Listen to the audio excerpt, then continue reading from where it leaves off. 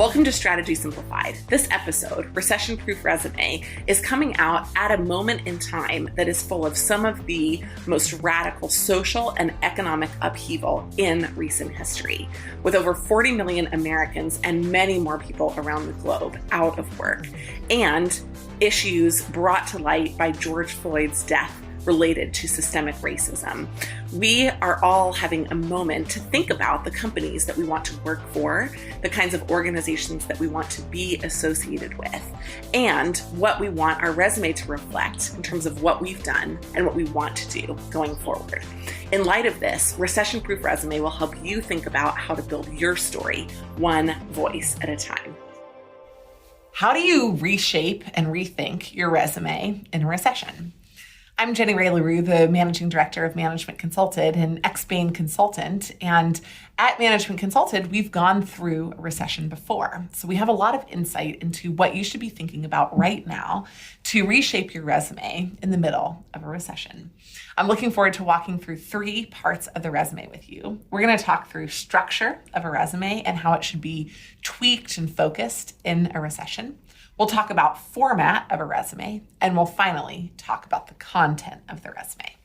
So I wanted to give you a brief introduction just about me and my resume process and what we do at Management Consulted, just to give you a sense of where all of my information is coming from. I actually applied to Bain as an experienced hire, not from a graduate or an undergraduate program. Now, I did have a big advantage in that both my undergraduate and my graduate programs are from target schools. I went to the University of Virginia for undergrad, and I went to Columbia Business School for grad.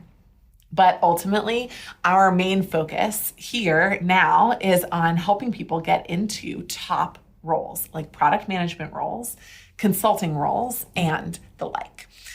At Management Consulted, we review over 1,000 resumes a year, and we do those not just to take a look and see what could be better, but we actually get our hands dirty with all of them. So we edit them from top to bottom. We edit the format, we edit the content, and we edit the structure of all of those resumes. And we begin to notice trends inside recessionary environments from what people are getting in terms of feedback on their resume that's different. That's what I really want to highlight for you today. The first place that we're going to start is with resume structure. The resume structure is where we really work on tweaking what kind of story you're telling with your resume. And it doesn't tell the content of the story, but every story that's a great story has a good structure.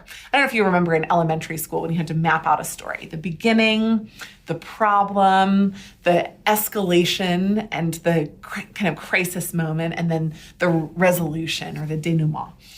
And when we put all those pieces together inside a resume, it tells a great story. Now, what matters in a recession? There are things that always matter: having great experience, having great education, and having strong leadership.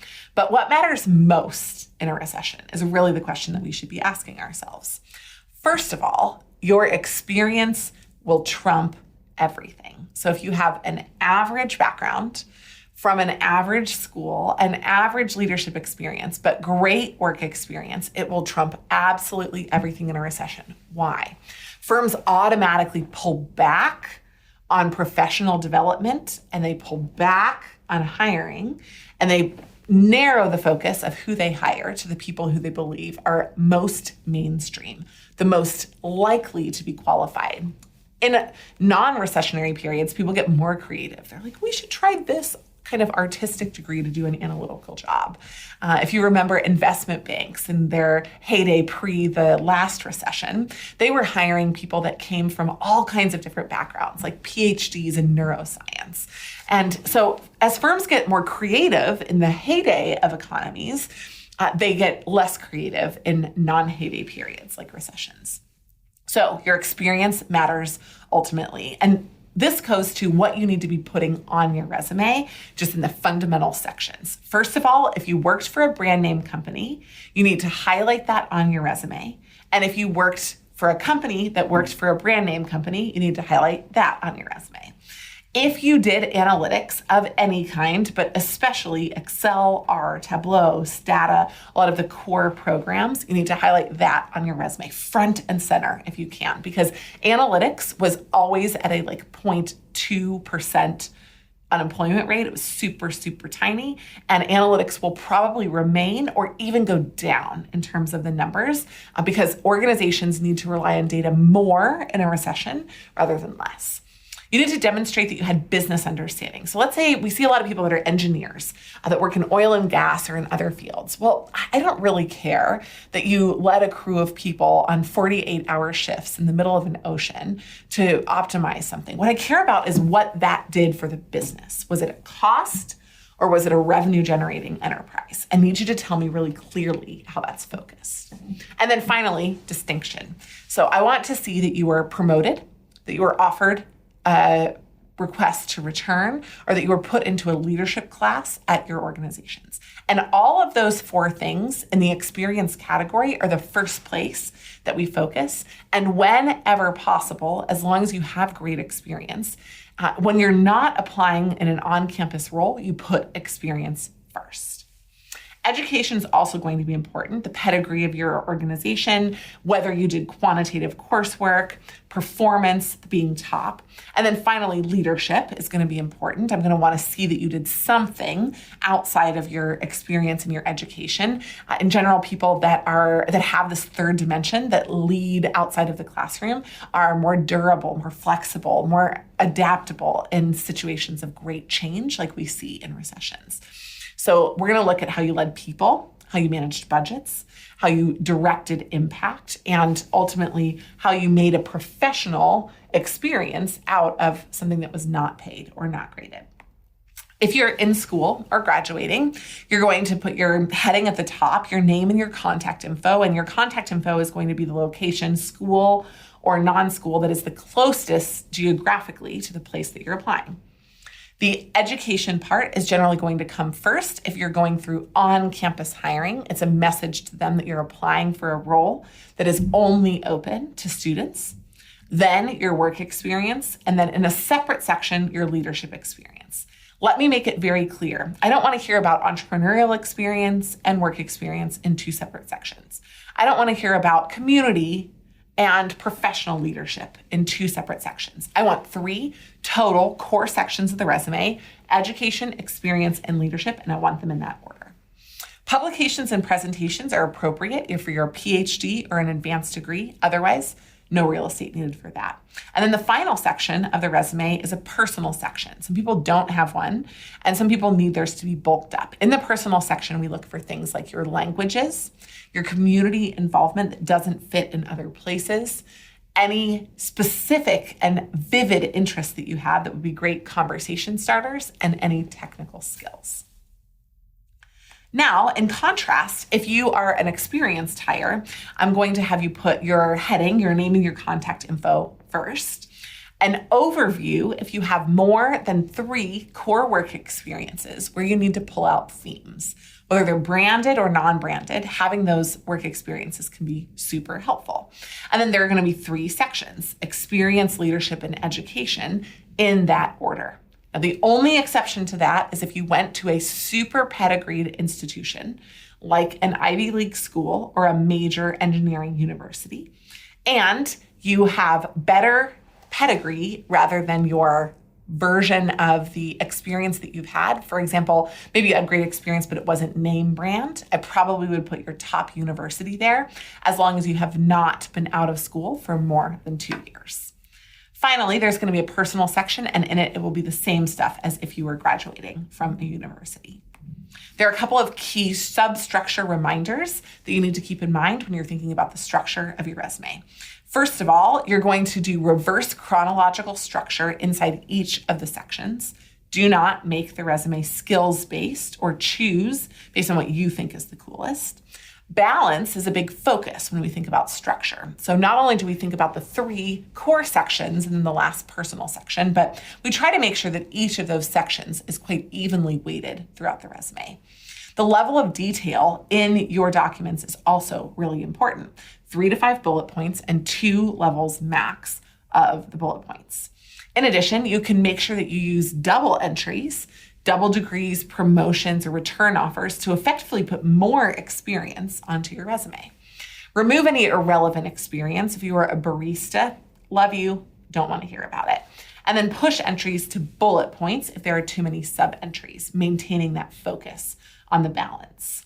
Once we have done an edit, we will rework the structure. We'll make this resume kind of gnarly. We'll pull things out that we think don't fit or in the wrong timeline or are not appropriate for the overall story that you're trying to tell you. And we'll also note if there are gaps in certain areas. We might demote or promote certain bullet points that are already on your resume as well.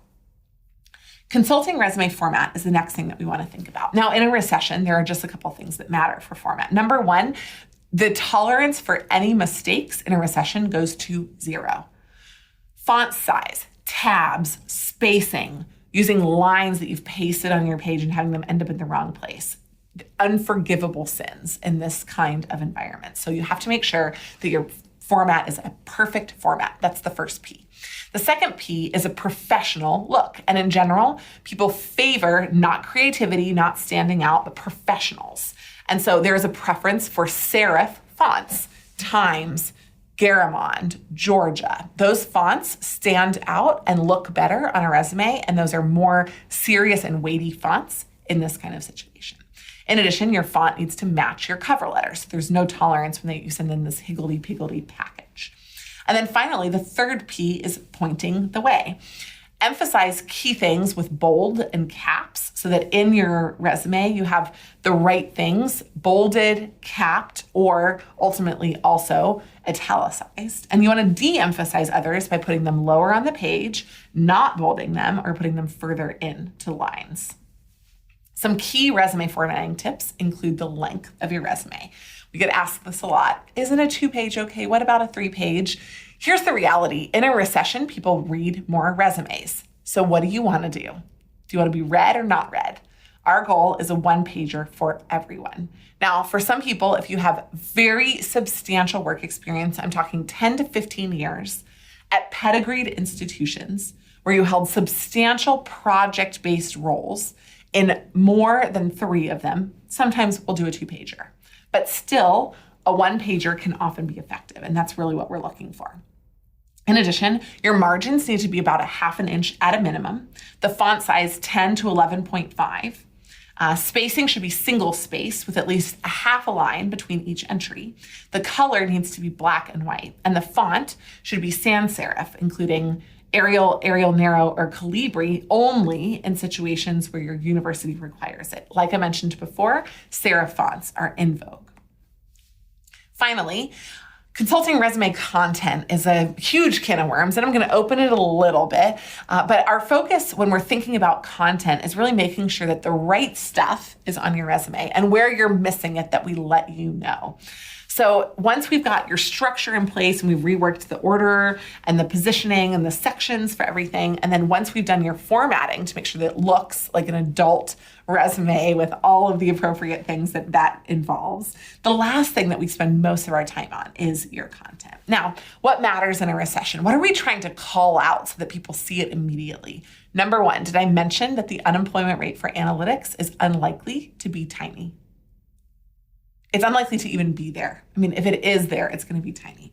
So it's unlikely that we're going to have this very high unemployment rate for analytics. Why? They become important, more important, understanding data and where things are going and real-time information, more important in times of rapid change. So if you've used Excel, you need to mention it by name, not analyzed, but in Excel, analyzed, or analyzed using Excel, or built a model in Excel, but you need to use the word Excel, so that people understand that you've used it and liked it before. You can also mention if you've worked with Stata, SQL, R, Tableau, and Access, which are kind of bonus programs. And if you had a quant major or a quant degree, you'll want to call those things out. Some of the basics, if you had solid grades, we're going to put them on there. And solid grades in a recession usually mean 3.7 GPA or above. If you had solid name brand work experience, we're going to call that out and make sure that it's all over the place. Solid leadership, we're going to make sure that we really emphasize 1 to 2 key leadership areas so that your story is immediately vivid, but also memorable, right? Not just structured in the right way, but that they can clue in on analytics and basics. Now, that's the A's, analytics, and B's, the basics. But the final thing is your competence. We want to see that you had actual leadership experience. metrics in each line to explain who you worked for, metrics to illustrate what you did, and ideally success that is projected or actual. We would never send a resume out the door that does not have a metric in every line. You need metrics to stop people when they're reading your information. When they see a number, they become curious about what the number means. And so they begin to look for the context for the number, and it prolongs someone's review of your resume, provided they're not completely overused, like 10 metrics per line. Finally, in summary, when you're thinking about content, and we could go on and on for this, I recognize that, there are a lot of things that you need to think about. I'm going to give you a summary in just a second, but just before I do, I want to let you know that we are, I believe, the best place in the world to get a tailored, affordable, in-depth resume review. We do an incredible job for our clients, and we get them into places that sometimes are shocks even to us, but we just retell their story in a way that makes sense. We never lie, but we just call out the truth, the wonder that's already in your experience. So without further ado, I'm going to finish this up, but if you'd like to work on a resume edit with us, we'd super duper love to help you. 4 things that you need to remember when you're building content. Number 1, provide the context for everything. If you tell me that you worked at Disney, but don't tell me who you worked for, how big the budget was, or what you did, I might underview what you did. If you worked for any non-name brand firm, this becomes even more materially important. And then you can, in the context, provide numbers. That's some of the best place to put the number in the line. For action words, we want to use 1 per line. For achievements, you can mention whether something is an actual outcome, whether you won an award for an achievement, or even if it was just a projected achievement. Let's say that you analyzed $2 million in potential savings. That is equivalent to realizing it in the mind of the reviewer. And then finally, you want to make sure that you really work to put those numbers in. How many pages was a report? How many team members did you work with? How many months or weeks or days did you work on a project? What was the monetary value? And then finally, what is the percentage?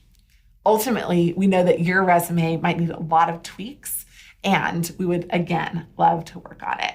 If you take all of this to heart and you rebuild your resume, you can always, in addition, feel free to send it over for us to look at. We hope that you enjoyed this episode of Recession-Proof Resume. We cover a lot of different things on Strategy Simplified, but if you loved this episode, please subscribe and leave us a review. In addition, we'd like to reach out to you directly so that we can give you feedback on your specific personal resume and to hear about ideas that you have for future episodes. Email us at team@managementconsulted.com.